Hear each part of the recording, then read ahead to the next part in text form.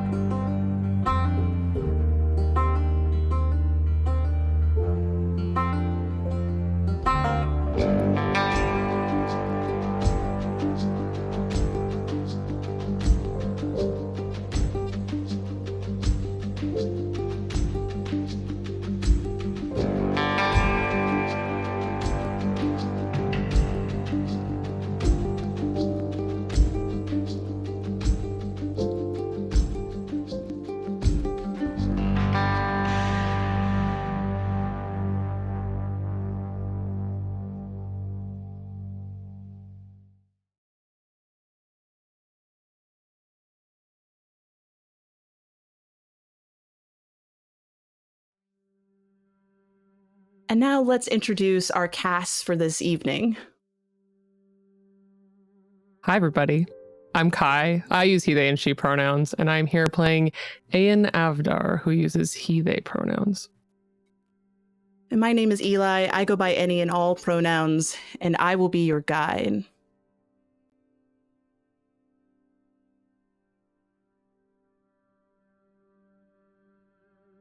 When we take an opportunity to put ourselves first in things, when we take the reins of our destiny and power forward to forge our paths along the way, sometimes they don't necessarily work out in the way that we want to. And despite the goods and bads and all manners of in-between of how complicated this thing called life can be, we eventually reach a type of end for ourselves. And for Aodhán, there's a moment in this ending where all things start to kind of fade away, where all matters of sight and sound become lost, all sensation and feeling dissipates and scatters away into this sense of nothingness, into this void. But we all know that there's a lot of something that can come out of nothing. And as a new kind of sense gets regained here in this darkness, we enter what is known as the manifestation, a constructed space that a soul often finds themselves when they straddle between here and eternity, walls that kind of give us refuge in the end. So what does that look like here? What is this space that gets constructed out of the nothing? Aodhán was dreaming. No, that's not dreaming. Aodhán was home for a moment, in the arms of Tegan, his beautiful girlfriend, in their small, quaint, well, it's technically hers. He probably should have said it was theirs. Quaint house in town, loved and tight-quartered, plants in the kitchen window that is only a few feet away from the two chairs that sit next to a fire. A large enough bed for the both of them, and almost nothing else. But it's not quite right, because the room is too large, big, and his beloved home with Tegan has weird strikes of his childhood home, this austere adventurer's chateau, essentially, with a fireplace the size of a 10-year-old being able to run amok in his father's office, and cold stone floors with dim lights, and this constructed kaleidoscope of these two very different images, a warm, loving home full of craftsmanship and hand-worked knotwork on the walls and all sorts of beautiful decorations, and then a stark, plain, respectable office. And as you're kind of in this kaleidoscope of spaces, what do you look like? What is Aodhán manifest as they walk about this space? He was just laying in bed, and first you see him sit up from bed, dark teal skin with what looks like the lights of a paper lantern just underneath the flesh of blue flickering flame. He has blackened eyes with bright blue irises and black hair that at the tips fades to just electric blue fire. He's not remarkably tall, trim, wiry muscles, seemingly entirely made of sinew. He has textured hair that is trimmed very tightly along the sides to show he has two short horns that jut out from his forehead, pointing backward. And across his left eye, he has a scar that should, on a person that wasn't made of fire inside of them, be dark and deep, but on Aodhán it shines bright blue.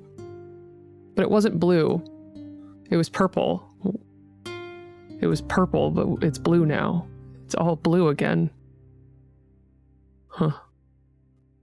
And he stands up and he is wearing not his rough assassin's garb, leathers and heavy studding and light bits of armor tucked inside of it, but rather a comfortable, loose-fitted shirt that doesn't quite close past his navel, but it may as well. And you can see just the edges of top surgery scars, also glowing blue, just right at the center of it.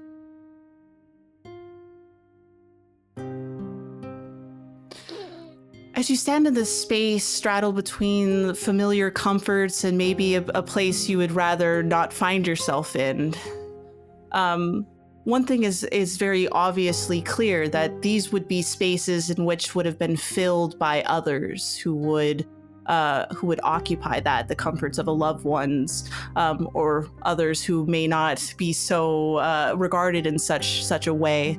But you are here in this mixture of spaces that maybe seem too big or too wide from what you remember, and you find yourself alone. No one here, not even the gentle sounds of those voices that you expect, or even the fire that is kind of roaring off to the side doesn't even make anything audible.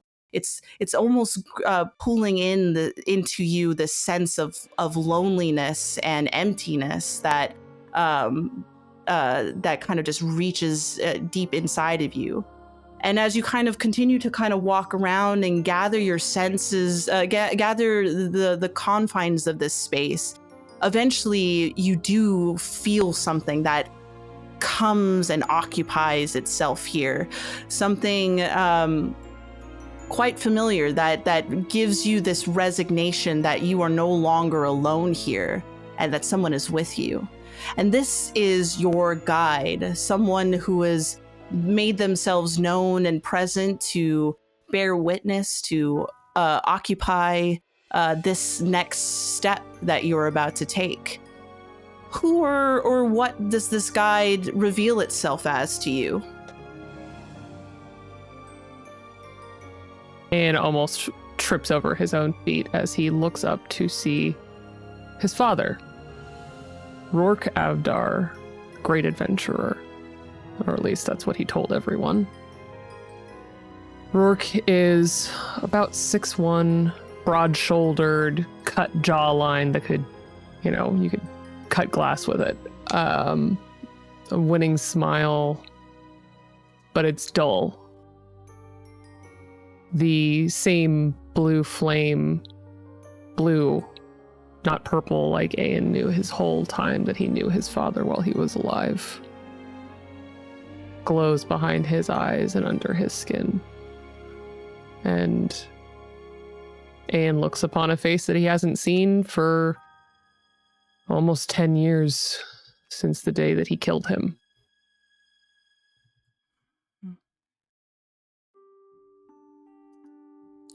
You look at your father, who kind of just reminds you of how much he kind of occupied a great portion of your life, but he stands there looking at you almost sympathetically, which might be a little out of character given your relationship, but he's with you here and you are not alone. And with that, let us go ahead and pull our first card. Ooh. Let's see. The 5 of Hearts. 5 of Hearts. Hearts represent soul tethers, people or things of great significance to you. And the 5 of Hearts is a mentor or a teacher that passed an impactful knowledge. So let's talk about that. Who passed on some important knowledge that left an impression on your soul, even now? He's here. His entire young life, Aodhán just practically deified his father. They wanted to just be him in every aspect. So he learned the rapier dutifully. He tagged along everywhere he could when his father would go out with his adventuring friends. All of his fondest childhood memories were at his father's side, learning how to be a hero.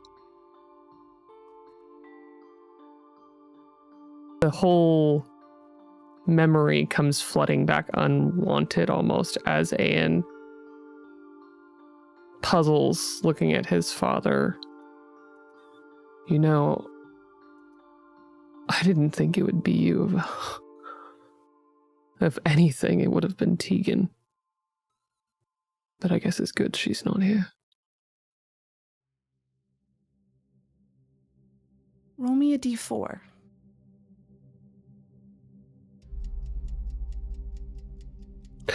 That's a 1. 1. A 1 is an absolute failure, which means that you will automatically add 1 point to your failed progress, and you will also incur 1 point of spite.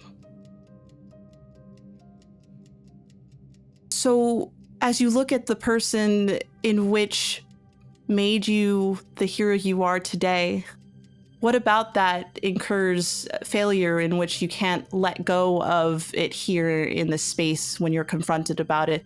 And what about it also brings a level of frustration or bitterness or resentment even that seems to kind of start to manifest itself within you? The blue flame behind his eyes pulses purple. And he remembers the last time he saw his father, because he took everything that Rourke ever taught him and used it to kill his father in revenge for all the people that he found out that his father had harmed because of a curse that he did not tell anyone that was on him until the day he died. He gave Aodhán that curse, and it rises up inside of him, filling all of the bright blue flame, his actual fire, with purple, with her fire, with this entity that took Rourke's best years away from him. And having that moment of sympathy for his father, remembering that his father also had this curse, makes it worse. It makes him so angry to the point where fire begins to just pour out of places and almost slough off into the air. It cracks and sparks. I should fucking kill you again.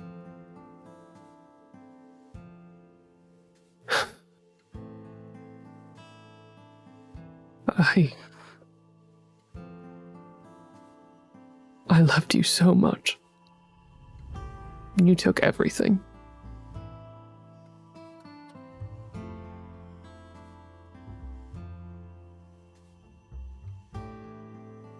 Heroes aren't born. Heroes are kind of made. And they're made by a collection of those around them. And there usually is one particular soul that kind of helps them rise up into this need to move out into the world, to take on those adventures and to see what we can make of them. And they kind of those lessons that are taught by that individual kind of are a part of that source that leads us forward. And it's unfortunate in many cases that sometimes the people we look up to also can be a source of great disappointment and anger and frustration, that maybe not telling a full truth or not revealing all that they needed to prepare themselves for the adventure ahead can leave such terrible wounds on us that we can't let go or we can't forget. And as you look at your own father, who is the source of this, it is that burning fire that just continues to rage on within you, and it pours out into all directions. That even if we could, maybe this couldn't even be fixed now. That how everything is played out, we're just two souls here looking at each other and wondering why this had to happen, or why nothing was spoken beforehand to prepare you for what was going to happen next when he departed before you. And now you're left with nothing more than an unrelenting fire that can't be extinguished. And it's even a fire that doesn't even feel like your own. It feels like it comes from another place. And it just singes every part of you, and it's just something that just is difficult to heal. And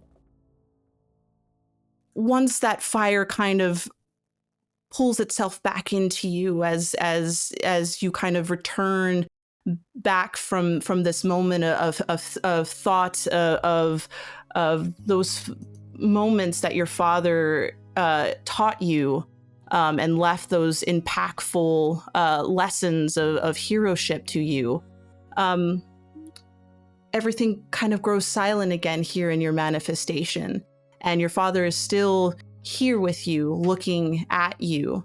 And there, as much as there's anger mixed into this, there also are these sensations of understanding beyond recognition, a level of empathy and openness that maybe your father never possessed in life, but it's what's radiating from him, and reminds you again here that you are not alone, and someone is with you, bearing witness to these events that you find yourself being confronted by.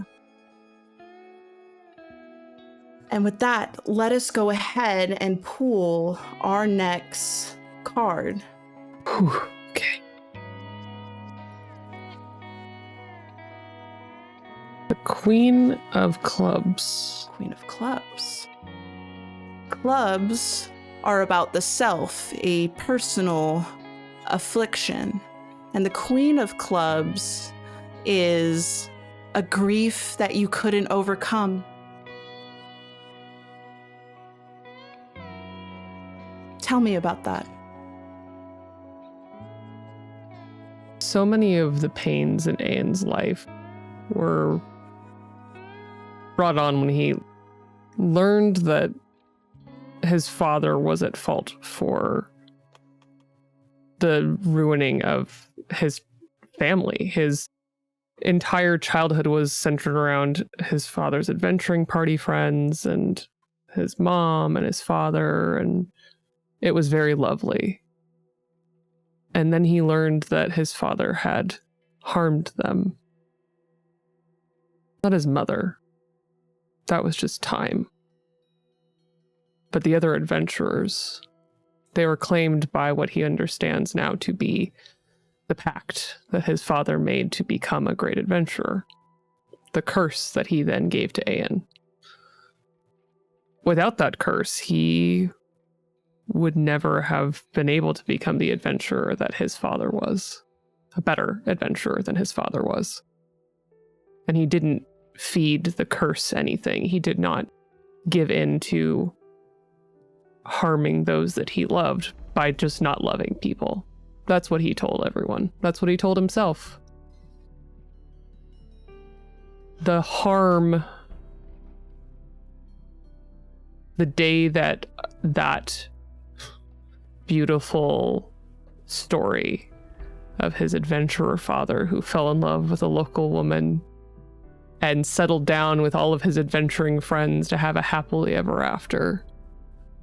The moment he found out that was a lie, something shattered inside of Aodhán that never mended. And as he thinks about all of it, he shifts and gets a little smaller, a little younger in the memory of being so small that he actually starts to shrink and looks up to his father from the height of an 8-year-old.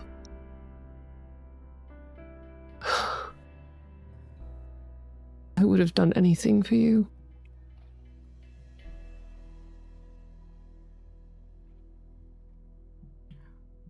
Roll me a d4.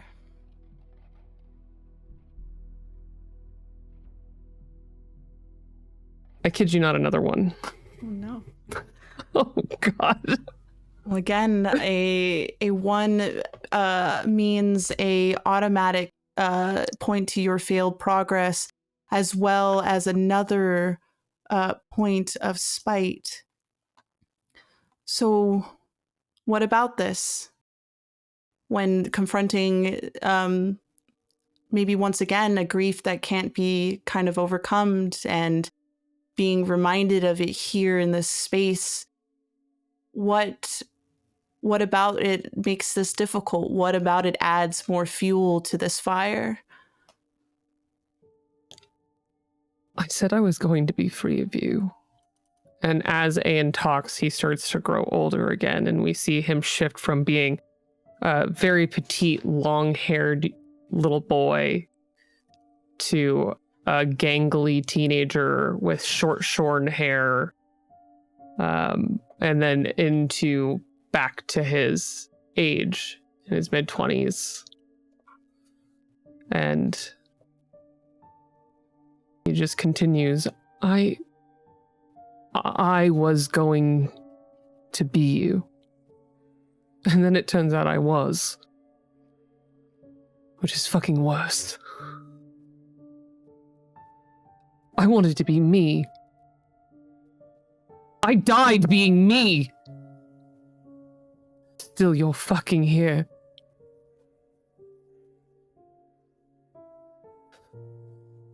I've tried so hard to get away from you. Everywhere I look, I see you in the mirror. I see you in every stone of this fucking city. I see you in my own swordwork. You.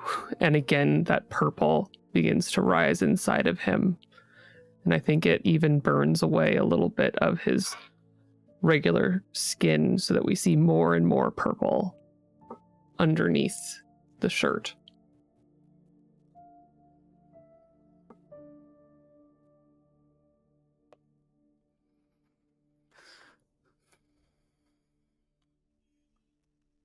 Repeating cycles are hard.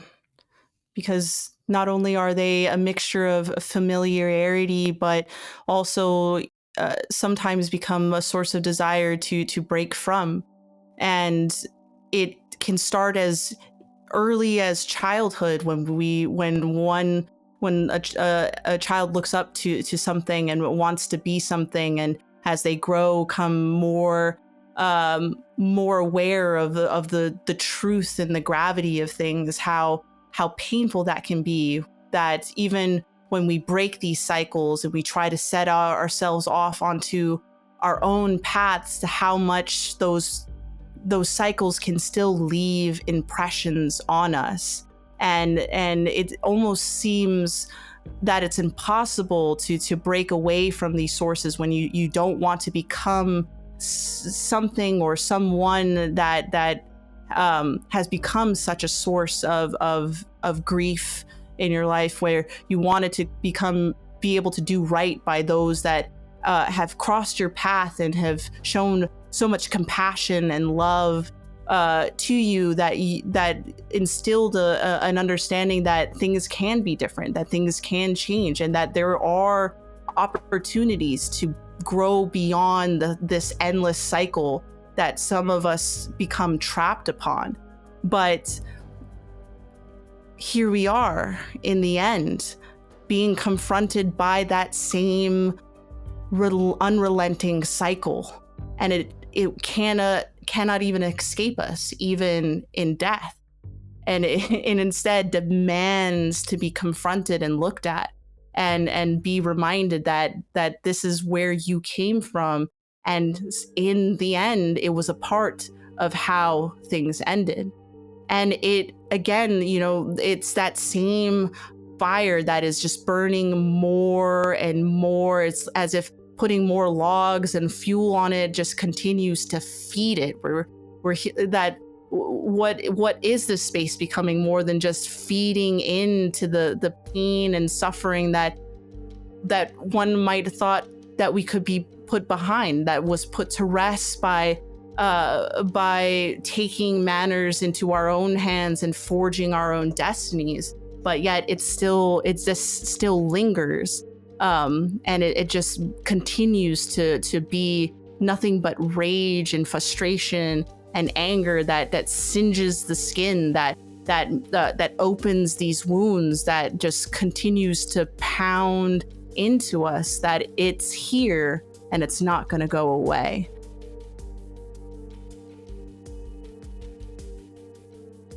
But it settles eventually. Still lingers and singes on the skin and on your clothes, leaving its mark, but the fire does quell itself, and again you are confronted by this figure of your father, and once again mixed in all of this anger and frustration that continues to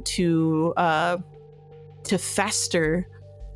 You're also are mixed in with these levels of understanding beyond recognition, a level of empathy and openness that perhaps was never felt by this person in the time that you were alive, but it's here and it radiates from them as they are present in this moment of these things that continue to reveal itself to you.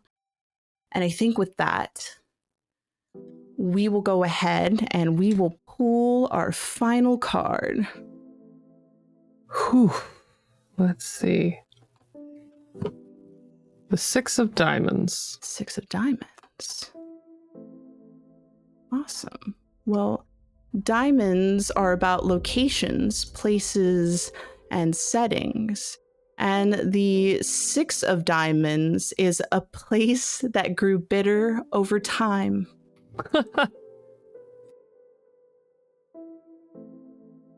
I think Ian looks over his father's face, studying all the places where they look alike. Looking for also the places that he knows he looks different. All the places where they look like their mother. all the places where they purposely changed what they look like, cut their hair differently, let some of it burn away just for fun. But as they look over Rourke's face, the familiar and safe haven of Tegan's workshop and home fades away. And they're in just his father's study, a place that he would go and just sit quietly for hours while reading, just watching, being in the presence of his hero. And they walk around and touch the walls of this beautiful, austere space. And think about the last time that they were here. The last time that they came through here, they received the last bit of their father's memory, his last gift to Aodhán, the sword. His sword, the sword that Rourke Athdar used to save the whole city. His nemesis, the blade. And that was the last time he saw this room.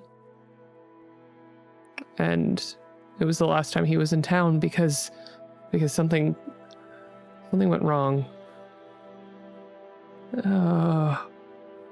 And we're not thinking about that yet. We're not there yet. And they begin to pace around Rourke. What did you do in here? Just work. You didn't see people anymore. You didn't talk. You didn't do anything.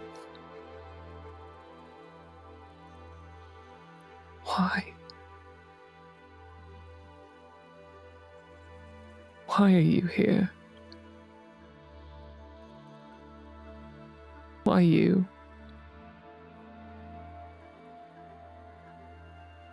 Roll me a d4. Rolling a different d4.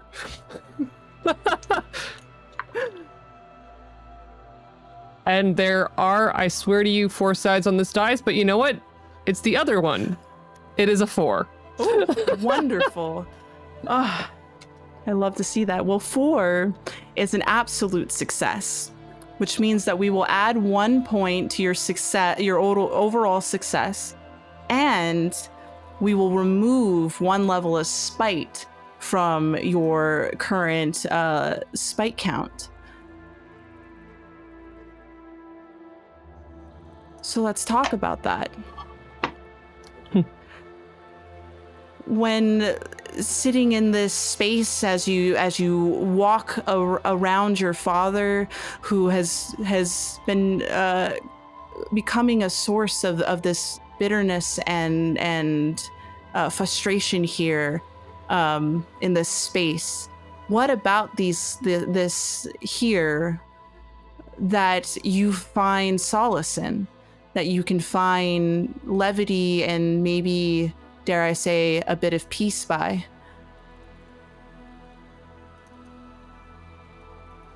I think he goes chasing that thread of the last time that he was here. Rourke wasn't. He was long dead.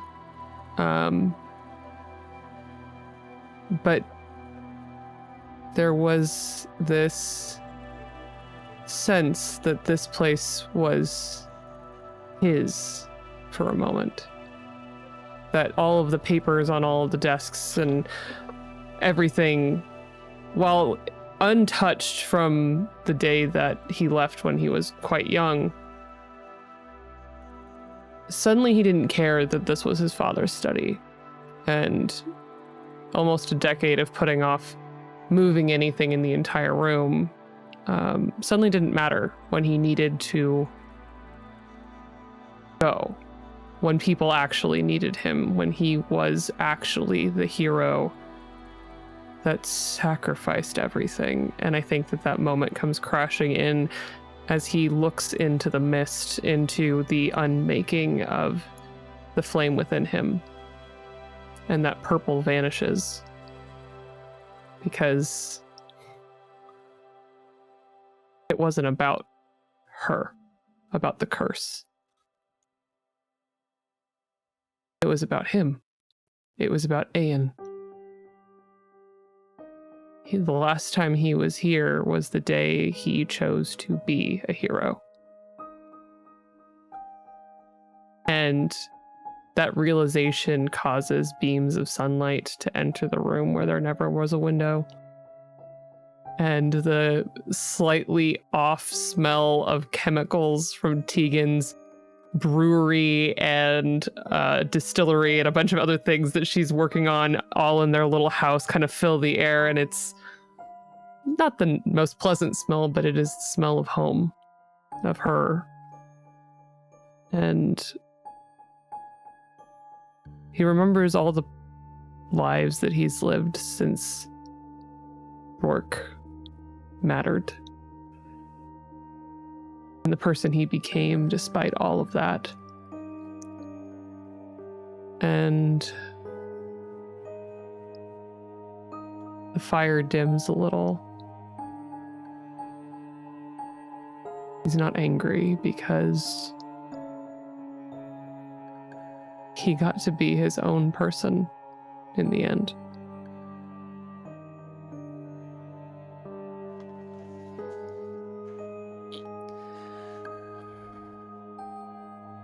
When we leave places the way they are, especially after someone notable passes on from this point in life to the next, they can be a bit of there can be a bit of bitterness kind of mixed in, because it's a space that again has relatively untouched, but it leaves behind all the essence of what made a person. From all of the things that they did, all of their heroics, all of their goods, all of their bads. It's just simply plastered on every inch and corner of a space, especially when we don't put ourselves into it. But part of letting go and part of forging new paths after a certain point is reflecting upon it on a space and realizing that this was someone's choice. That was their journey. That's what they did. But what can I do for myself? How can I move forward? Where do I see myself amongst this, and how do I move forward?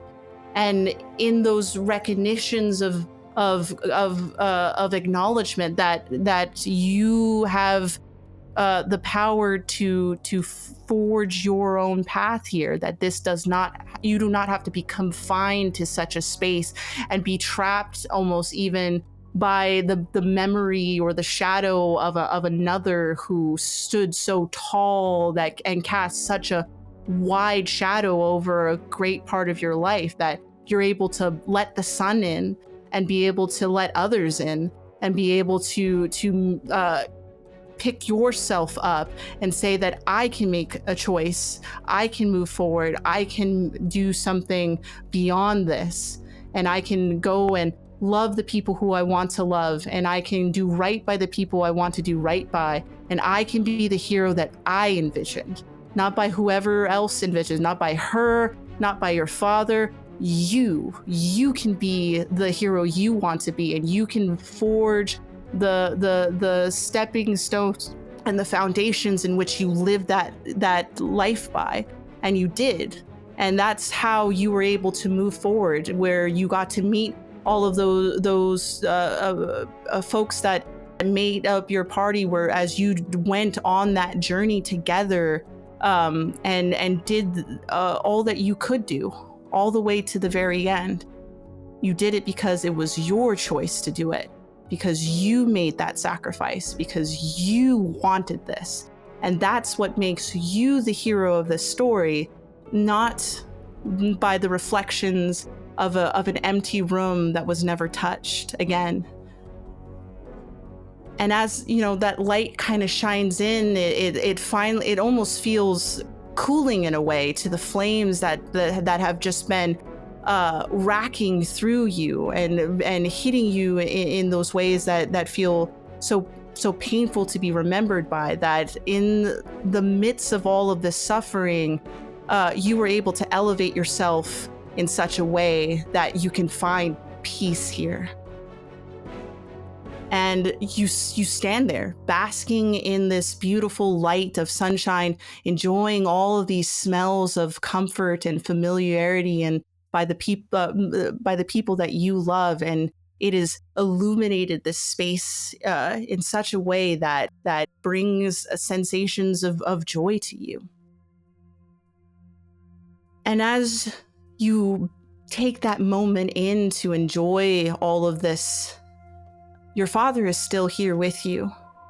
Maybe not as standing as tall as he did when he first arrived here, but still looking even around in this enlightened space that you have made for yourself here. And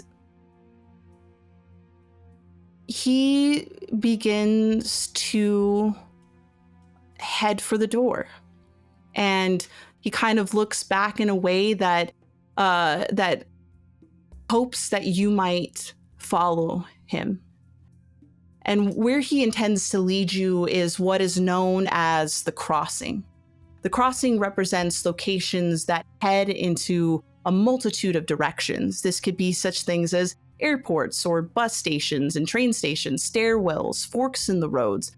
It could be like a portal, like a door, or a cave entrance, pools even. It is simply a newfound location that we find ourselves in, that one has to make a definitive decision on where to go next. So as you exit that door, where do you head to? Where is this place that goes off into all manner of direction?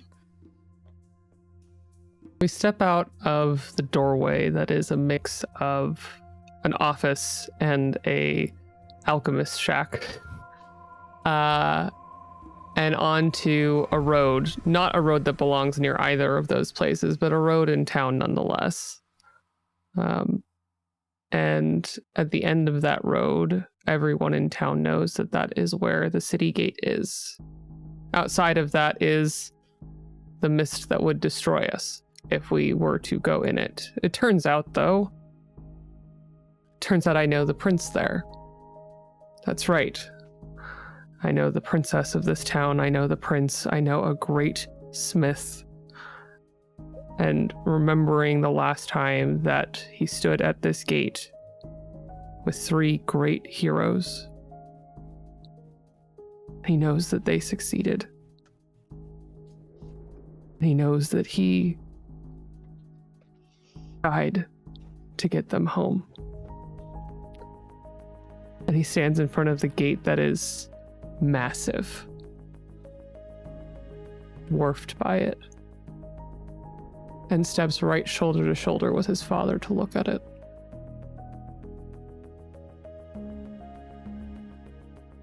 The crossing is a place in which we look upon the tethers that we've pulled and the results that were made, and we deliberate over them in order to be able to make these final decisions on whether we let go and see what the next steps take us, or we hold on and define what that holding on might be. And there's 2 ways we can go about that. We can simply reflect upon it, which we'll just look at the tallies that we've made of success and failure and spite that was incurred.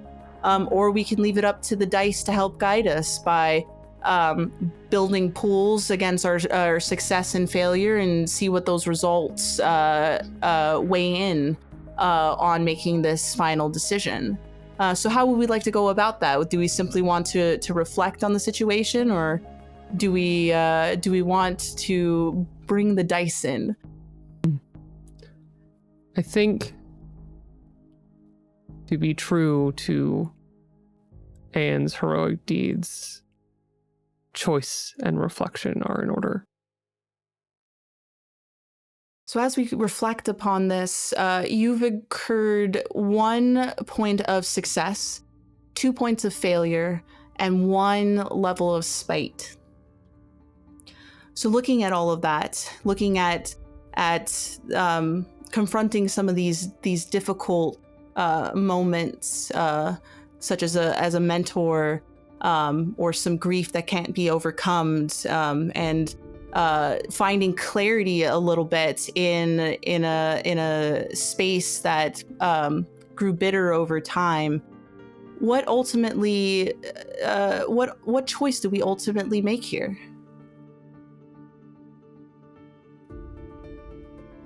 For all of the time that Aodhán spent, both the time that he spent trying to be his father and all of the time that they spent trying to not be, I think that balance feels about right. Because he didn't grow or change for a very long time. And it took meeting people who didn't look at him as the son of a great adventurer who looks just like their father. And so it wasn't only a few years ago that he started to feel truly free from the shadow of everything that happened. And in that freedom, he only sees the face of Tegan. Beautiful, strong jaw, broad shoulders, little fuzzy, because she is a furbolg. Excuse me, she's a hobgoblin. That's very different. And I think he recalls how happy he was on that last day with Tegan in town. Little bright spot in a fairly dark existence.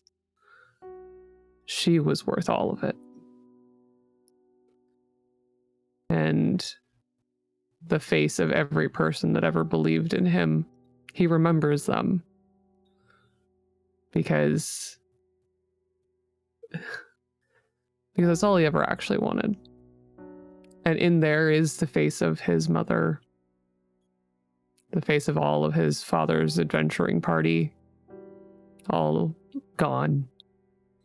And despite everything, the last face that is there is still Rourke.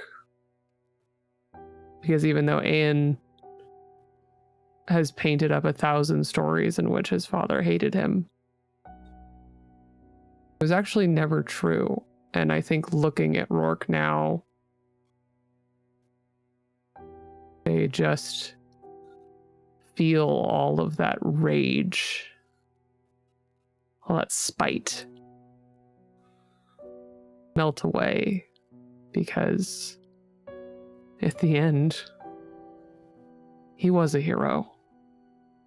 And he would never have been the hero that he was without every step into the mist, without every moment of fear and despair, and all of those joyful moments that he did have.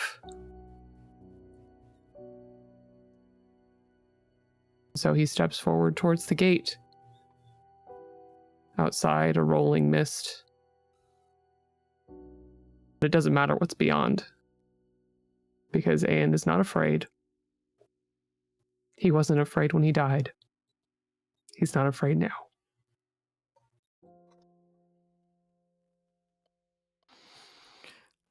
As you stand shoulder to shoulder with Your father, as you look out into the mist and come to these conclusions to once again take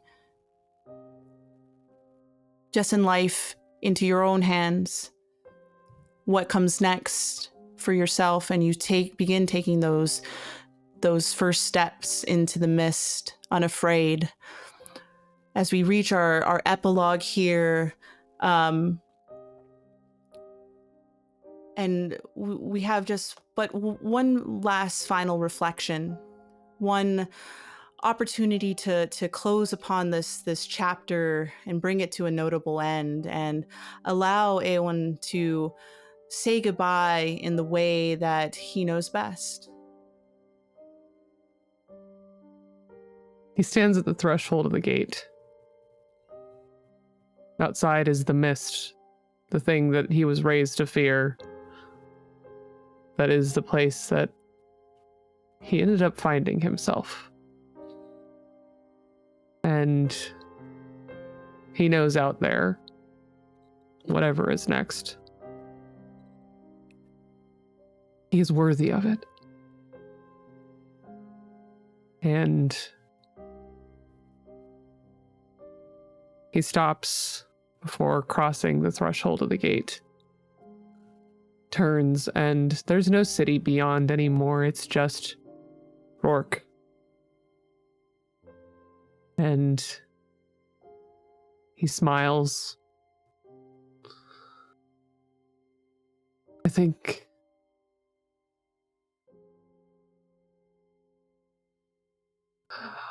despite everything, thank you. And with a ridiculous flourish, Rourke, Aodhán pulls from thin air the blade, his father's blade. It is made like ribbons in his hand as it forms the basket of a beautiful rapier. And with a very, very big flourish, he properly salutes his father. Takes a very deep bow, letting his long leather coat brush the dirt below him. And as he stands upright, he releases the rapier and it just dissolves into flame. And he turns, and as he does, his hand becomes mist. And he smiles.